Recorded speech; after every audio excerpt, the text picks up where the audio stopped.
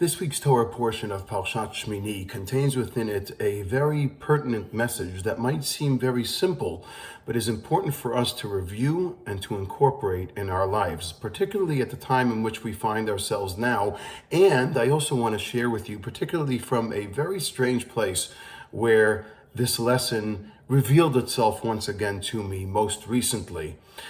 Rav Chagai Lundin explains, when we speak about at the beginning of the Parsha, one of the highlights of the Parsha that everybody's familiar with is the sin of Nadav ve'Avihu, bekarvatam esh zara lifnei Hashem. They go ahead and they bring this strange fire. It's strange only because it's not within the proper time and it's not within the proper context, and it's brought within the confines of the Mishkan. And because it's not within the proper time and perhaps not for the proper reason, maybe, for that reason, Nadav and Avihu are themselves deceased. They are sacrificed or become sacrifices, b'shem Hashem, from bringing this strange fire, and they lose their lives as such. They are consumed within the confines of the Mishkan. And there's much discussion amongst the Mefarshim, the commentaries. What did they do wrong? Where did they go wrong? Because it's strange. I mean, they themselves are subservient to HaKadosh Baruch Hu. It seems that their interest is vested in promoting Hashem's holiness, in promoting servitude within the confines of the Mishkan. So what happened? Rav Chagai Lundin explains something that seems very fundamental and basic, but is important for us to know. And that is, they were concerned, of course, they had tzidkut, righteousness. Perhaps their kavanot, their intentions were no doubt religious and filled with fervor for their servitude of Hashem. However, their calculation was based on themselves. We want to bring this now for what we are doing for our purposes, as opposed to asking themselves, is this the best thing, or is this the right context for the larger we, i.e., the Jewish nation? In other words, whenever someone has something that they're doing, or even if it seems that it is rather altruistic and to be praised, they have to ask themselves, is it something that's in it for me, or is it something that's in it for we? Is it something that I have interest only with my own service of Hashem, or is my service of Hashem going to expose and going to be able to promote a greater service for the entire nation towards Hashem? It would seem that Nadav and Avihu, their intentions, their ultimate mistake was that all of what was going on, their entire focus was really on themselves. Yes, of course, it was in servitude of Hashem. Yes, of course, they had in mind for the Kedusha, the holiness, the sanctity of the Mishkan.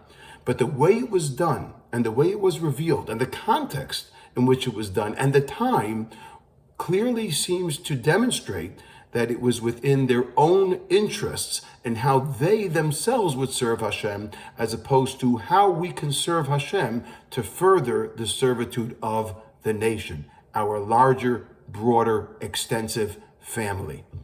Whenever we do something, even a mitzvah that would seem very introvert, very personal, something that's within the confines of our own home, of course we have to ask ourselves how it affects us spiritually. But perhaps we have to be able to take that mitzvah and ask, how does this affect spiritually on a national level? How can we affect a national consensus? How can we further the Jewish nation within our own servitude of Hashem as well? This past week, I was invited to be a guest speaker in a conference in a completely Hasidic atmosphere. There was a hotel in the Kinneret, and there's a rabbi named Rav Schneiblag, who is a serious Belzer Chassid, and he decided that when his son left religiosity, as does happen within the Haredi world, not often, but there are children who go astray and decide to leave religion, to leave observance. Usually within the Haredi world or the Hasidic world, these children are classically rejected. The parents have nothing to do with them. It's as if they no longer exist. Because for the parents, it's as if their world has fallen apart with regards to this child. Now, obviously, to you and me, that sounds very extreme. And this Rav Schneiblag decided, my son has left the derech. He's decided to reject religiosity and observance, but that means I'm not going to reject him. I'm not willing to do that. And he started an organization called Gadleinu. And this convention, the first time that they did it by the Kinneret, was a convention for Hasidic parents who have children who left the fold. And he invited me to be a guest speaker. And I was just so overwhelmed and so impressed and so fascinated by the stories that I heard and by the acceptance that I received. The amount of people who were interested in learning, how do we still embrace our children? How do we still accept them? How can we demonstrate this to them that we still love them the same way, in the same fashion, even though they have chosen a completely different lifestyle? And the answer is that generally the theme that came out of the entire weekend to everyone was that we have to be able to make calculations not on a personal level, but on a national one. Just because our children are no longer observant, that doesn't mean that they are no longer part of a nation. Just because our children choose a different lifestyle than we do, that doesn't mean that they are not part of the greater picture of Am Yisrael.